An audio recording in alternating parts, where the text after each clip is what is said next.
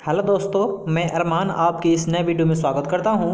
आज की इस नए वीडियो के अंतर्गत SCERT क्लास 8 हमारी दुनिया का अध्याय नंबर 1 संसाधन के सभी महत्वपूर्ण फैक्ट की जानकारी एकत्रित करेंगे, जो BPSC शिक्षक भर्ती के लिए काफ़ी ज़्यादा इम्पोर्टेंट होगा। इसमें जितने भी टॉपिक हैं, इन टॉपिक से 2-3 प्रश्न आवश्यक पूछे जाते हैं। तो आइए सबसे पहले हम समझेंगे कि संसाधन क्या होता है और संसाधन के प्रकार कितने हैं। साथ ही साथ इससे जितने भी ऑब्जेक्टिव प्रश्न बनेंगे उन सभी ऑब्जेक्टिव प्रश्न का हम लोग रिवीजन करेंगे। आइए सबसे पहले समझते हैं कि साधन है क्या। तो दुनिया में जो कोई भी वस्तु है जो हमारी आवश्यकताओं को पूरा करता है उसे हम लोग साधन कहते हैं या संसाधन के नाम से जानते हैं। इसका परिभाषा है कि मानवीय आवश्यकताओं को पूरा करने वाले सभी जीव जंतु वस्तुएं एवं पदार्थ संसाधन हैं। यानी कि दुनिया में जो भी आप वस्तु देख रहे हैं वो आपकी आवश्यकताओं को पूरा कर रहा है, वो आपके लिए संसाधन है। जैसे कि आपका मोबाइल फ़ोन हो गया, ये एक संसाधन है। ठीक, आपका घर हो गया, वो भी एक संसाधन है। आपकी दोपहिए वाहन हो गए, वो भी आपके लिए एक संसाधन है। यानी कि जो हमारी आवश्यकताओं को पूरा कर रहा है वो सभी के सभी संसाधन कहलाते हैं। सबसे पहले देखिए, मानव अपने जीवन में कई प्रकार की वस्तुओं का उपयोग करता है। इन वस्तुओं का उपयोग कर अपनी आवश्यकताओं की पूर्ति करता है। मानवीय आवश्यकताएं बदलती रहती है। मानवीय आवश्यकताएं एवं इच्छाएं हमेशा बदलती रहती है, जिन्हें पूरा करने के लिए मनुष्य हमेशा नए नए साधनों एवं तकनीकों के लिए क्या करता है, खोज में प्रयत्नशील रहता है। इसी प्रकार आरंभ में मानव प्रत्यक्ष या अप्रत्यक्ष रूप से प्रकृति या प्राकृतिक वस्तुओं पर निर्भर करता था। समय के साथ मानवीय आवश्यकताओं में परिवर्तन आता गया। इसके कारण मानव प्राकृतिक वस्तुओं को संशोधित कर अपनी आवश्यकताओं को पूरा करने के लिए अनुकूलित बनाने लगा। इसी प्रकार ब्रह्मांड में मौजूद वो सभी वस्तुएं जो मानवीय आवश्यकताओं को पूरा करता है उसे संसाधन कहते हैं। जैसे भूमि, जल, मिट्टी, सूर्य, विद्यालय, भवन, परिवहन इत्यादि, ये सभी के सभी संसाधन हैं। सभी प्राकृतिक वस्तुएं, मानव निर्मित वस्तुएं तथा स्वयं मानव भी संसाधन है। हम लोग भी संसाधन हैं। जब किसी भवन का निर्माण किया जाता है तो उसके लिए उपयुक्त मिट्टी, बालू, ईंट जितने भी उसमें सब लगते हैं, सीमेंट, लकड़ी, दरवाजे एवं मजदूर इत्यादि की आवश्यकता पड़ती है। इसमें कुछ साधन प्राकृतिक होते हैं और कुछ मानव निर्मित होते हैं। इनमें मजदूर के रूप में मानवीय श्रम की आवश्यकता पड़ती है, जिसे हम लोग लेबर बोलते हैं। इसलिए मानव भी एक साधन है या संसाधन है। अगला है कि संसाधन की उपयोगिता क्या है। संसाधन मानव जीवन के लिए अनिवार्य है। इसके विविध उपयोग हैं, इसलिए उपयोग के अनुसार इसके मांग एवं मूल्य में भी अंतर आ जाता है। जैसे जंगल से काट कर लाई गई लकड़ियों के रूप में परिवर्तन लाकर विभिन्न उपयोगी वस्तुएं जैसे कि खटिया, पलंग, कुर्सी, मेज, खिड़की, दरवाजे इत्यादि बनाई जाती है। यानी कि जब लकड़ी जंगल में था तो उसका उतना मूल्यवान नहीं था। जैसे ही उसे काट कर लिया कर उसे फर्नीचर बना दिया गया, उसका मूल्य बढ़ गया।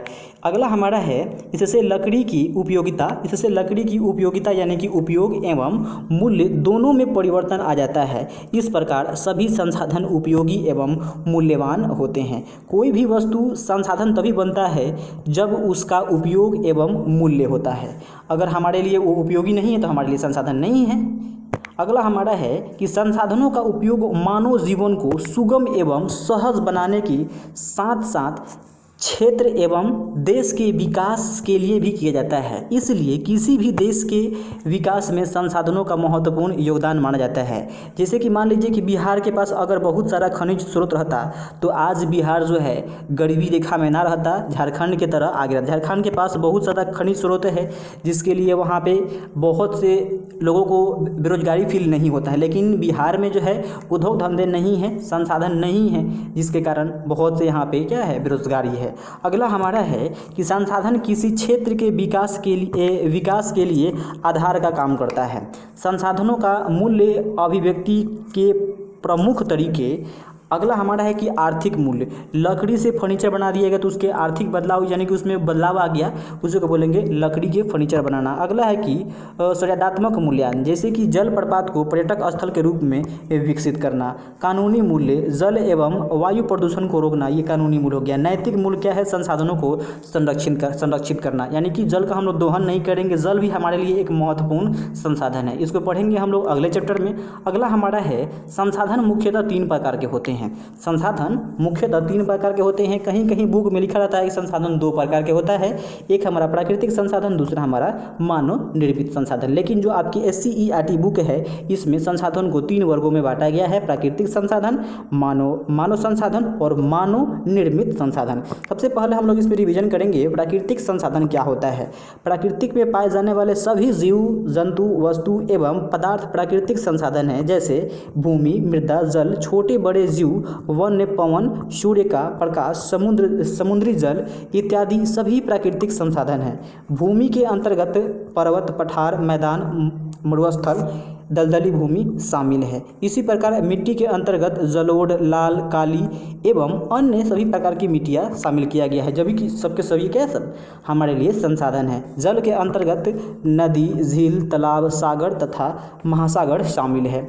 वनस्पति के अंतर्गत सभी प्रकार के घास, पेड़ पौधा तथा झाड़ियाँ शामिल है। जैविक संसाधन के अंतर्गत सूक्ष्म जीवाणु से लेकर बड़े बड़े जीव जंतु शामिल है। इसी प्रकार खनिज संसाधन के अंतर्गत विभिन्न प्रकार के खनिज जैसे कि लौह अयस्क, तांबा, मैग्नीज, अभ्रक, कोयला, पेट्रोलियम, प्राकृतिक गैस इत्यादि शामिल है। अगला हमारा है कि मानव संसाधन। मानव एक ऐसा संसाधन है जो संसाधनों का निर्माण एवं उपयोग दोनों करता है। मानव एक ऐसा संसाधन है जो संसाधनों का निर्माण एवं उपयोग दोनों करता है। मानव में संसाधनों के निर्माण एवं उपयोग की यह क्षमता उसके दिमागी एवं शारीरिक क्षमता तथा कौशल से विकसित होती है। मानव जो संसाधन है वो अपने संसाधन को निर्माण एवं उपयोग करने के लिए उसमें उसके क्षमता एवं दिमागी क्षमता का भी और शारीरिक क्षमता का भी उपयोग होता है। इसी आधार पर मानव के अंदर दिमागी क्षमता का विकास शिक्षा के स्तर से प्रभावित होता है। राष्ट्र के विकास में उपयोगी योगदान देने के लिए मानव का शिक्षित होना बहुत ज़्यादा ज़रूरी है। इसी प्रकार मानव निर्मित संसाधन। मानव निर्मित संसाधन क्या है? प्राकृतिक वस्तुओं के स्वरूप एवं गुणों में परिवर्तन लाकर वस्तुओं का निर्माण कर पुनः उपयोग में आने वाले संसाधन को मानव निर्मित संसाधन कहते हैं।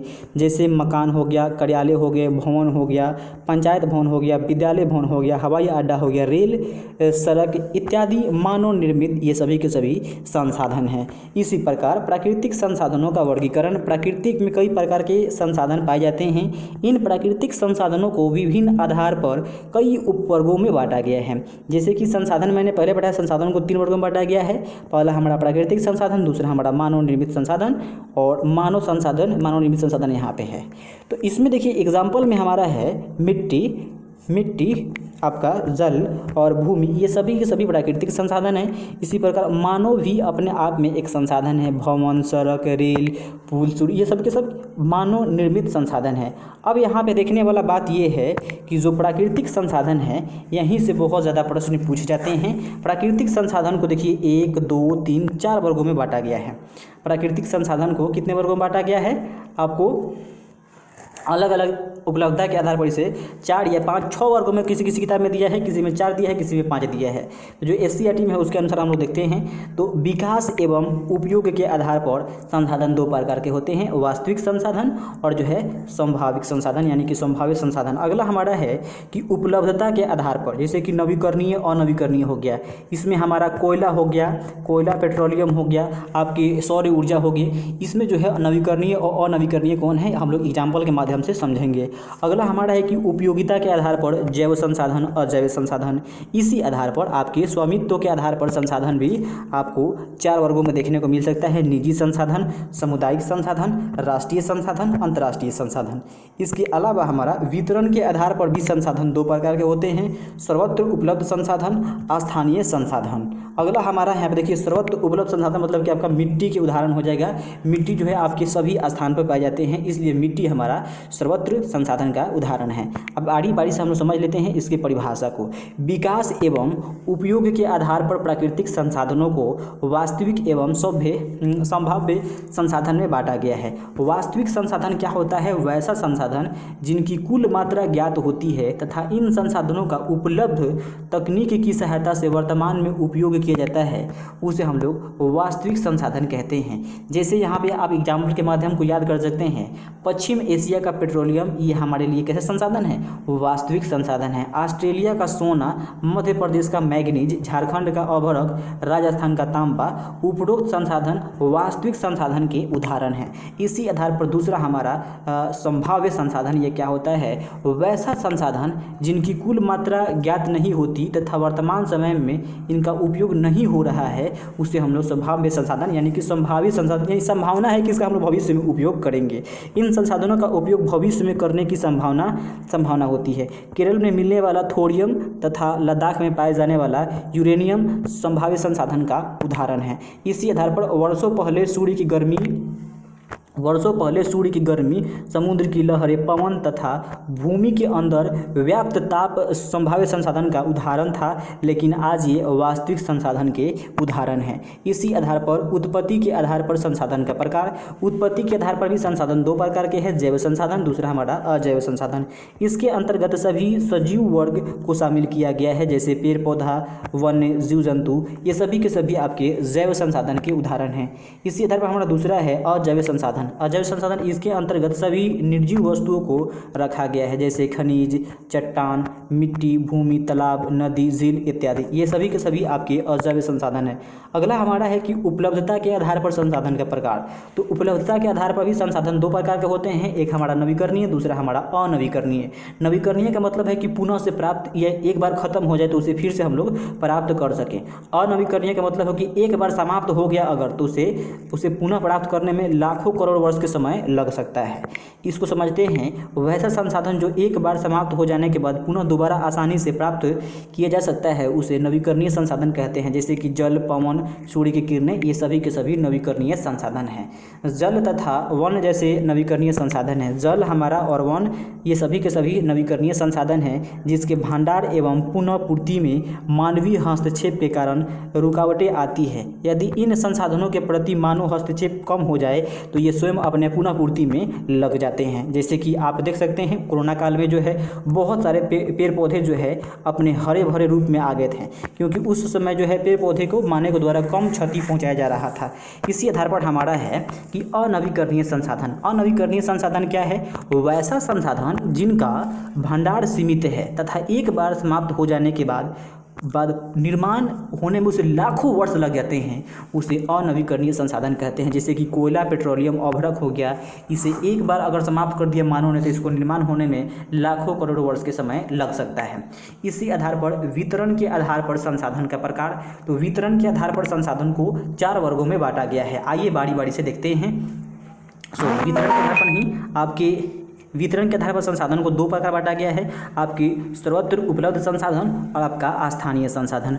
वैसा संसाधन जो सभी स्थान पर पाए जाते हैं उसे सर्वत्र उपलब्ध संसाधन कहा जाता है। जैसे कि मृदा हो गया, आपका पवन हो गया, ये सभी जगह पाए जाते हैं, उसे हम लोग सर्वत्र उपलब्ध संसाधन कहते हैं। स्थानीय संसाधन वैसा संसाधन जो निश्चित स्थानों पर पाए जाते हैं उसे स्थानीय संसाधन कहा जाता है। जैसे कोडरमा में पाए जाने वाला अभ्रक, जादूगोड़ा में मिलने वाला यूरेनियम, छोटा नागपुर में पाए जाने वाला कोयला, ये सभी के सभी स्थानीय संसाधन के उदाहरण हैं।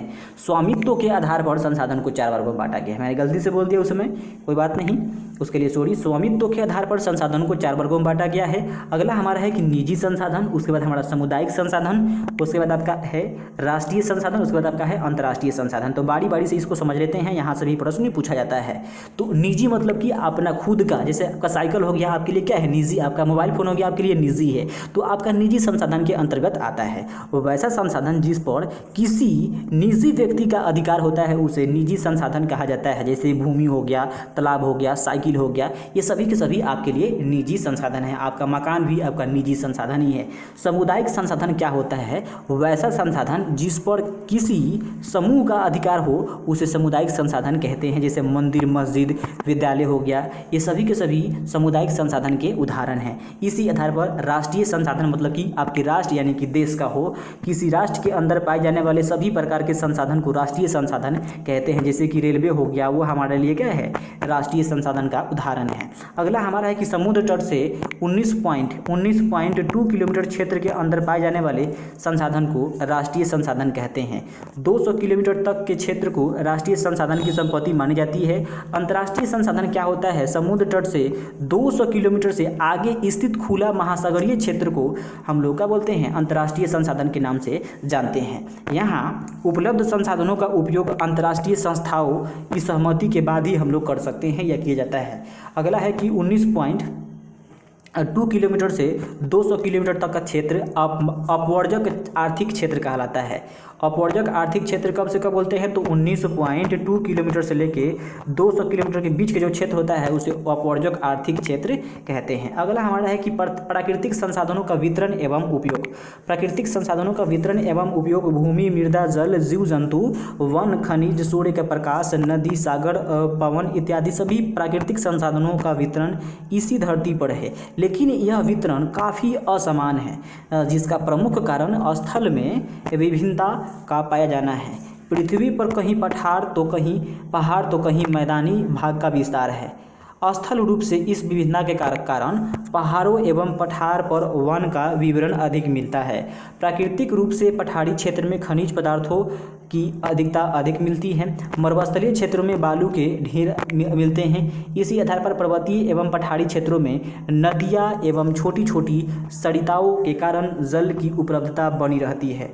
अक्षांशीय विस्तार, समुद्र तट से दूरी, समुद्र जल तल से ऊंचाई तथा स्थल रूप में भिन्नता के कारण सभी प्रकार के संसाधनों का वितरण इस पृथ्वी पर असमान रूप से पाया जाता है। उदाहरण के लिए हम समझ सकते हैं, विषुवतरेखीय क्षेत्र में सूर्य का प्रकाश सालों भर अधिक होता है, जिसके कारण क्या होता है, जबकि उत्तरी एवं दक्षिणी ध्रुवों की ओर जाने पर उनकी उपलब्धता क्रमशः घटती जाती है। जैसे कि मान लीजिए आपका जो आप यहाँ वाला भाग है, इसे हम लोग बोलते हैं विषुवतीय प्रदेश। अब जैसे जैसे हम ऊपर की ओर जाएंगे सूर्य की किरणें वैसे वैसे क्या होगी, तिरछी होगी, और यहाँ पे जाके जो ध्रुव होगा एकदम आंशिक मात्रा में पहुँचेगा और पहुँच भी नहीं सकता है। इसलिए हमेशा ध्रुवों पर जो है आपके 6 महीने दिन और या 6 महीने रात देखने को मिलता है। अगला हमारा है कि प्राकृतिक संसाधनों का उपयोग का संबंध यह तकनीकी की उपलब्धता तथा आवश्यकता पर निर्भर करता है।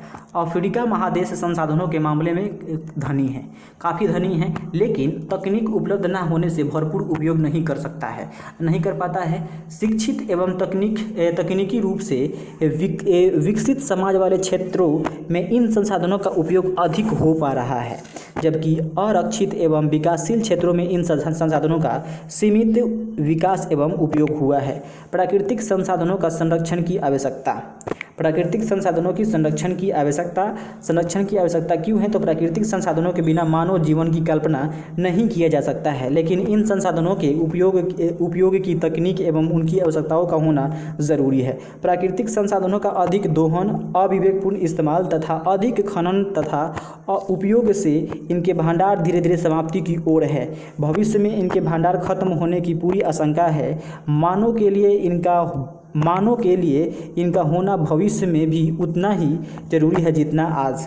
इसी प्रकार पृथ्वी पर जीवन सतत चलता रहे, इसके लिए यह जरूरी है कि हम इन अमूल्य प्राकृतिक संसाधनों का समुचित उपयोग एवं सुनिश्चित कर इसे भविष्य के लिए संरक्षित करें। इस प्रकार संसाधन हमारे धरोहर हैं, इनका हमें रक्षा करना चाहिए। अगला हमारा है कि संसाधन निर्माण के लिए आवश्यक जो है शर्तें हैं, तकनीक होगा, आवश्यकता होगा, आपका ज्ञान होगा। मानव संसाधन क्षेत्र के विकास के लिए आधार का काम करता है। केरल में पाए जाने वाला थोरियम जो है आपके संभाव्य संसाधन का उदाहरण है। राजस्थान में पाए जाने वाला तांबा आपके वास्तविक संसाधन का उदाहरण है। ज्ञान एवं शारीरिक क्षमता मानव को संसाधन बनाने के लिए आवश्यक हैं। तो ये था आपका पूरा संसाधन का छोटा सा संक्षिप्त नोट्स। अगर आपको पसंद आया होगा तो हमारे चैनल को सब्सक्राइब कर लीजिए और वीडियो को लाइक करके अपने फ्रेंड के पास ज़रूर शेयर कर दीजिएगा। तब तक मिलते हैं हम इसके अगले पार्ट को लेकर, तब तक के लिए धन्यवाद।